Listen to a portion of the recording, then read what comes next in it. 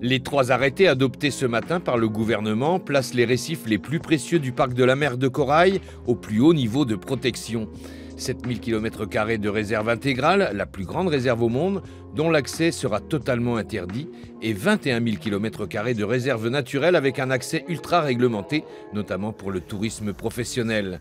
Objectif, protéger le patrimoine naturel, mais également prévoir une exploitation modérée de cette ressource en termes de valorisation de la biodiversité.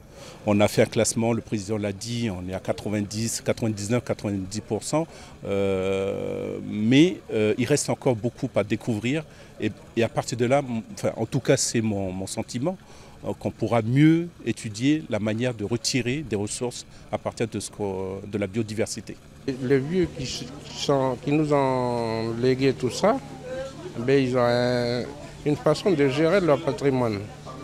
Et arrivé avec l'évolution de tous ceux qui viennent après, voilà, on est obligé de mettre des cadres après pour qu'on puisse gérer dans le temps ensemble.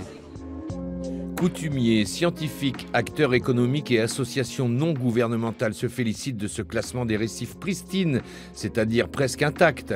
Le parc de la mer de Corail sera un haut lieu de la recherche scientifique, un pôle d'innovation en termes de surveillance et bien sûr un sanctuaire pour les générations futures. La mise en place de ces réserves va permettre aux écosystèmes de conserver un état de santé sur le long terme, va permettre aux espèces de se multiplier, d'être plus grosses, de se reproduire davantage, d'avoir plus différentes espèces, donc plus de biodiversité.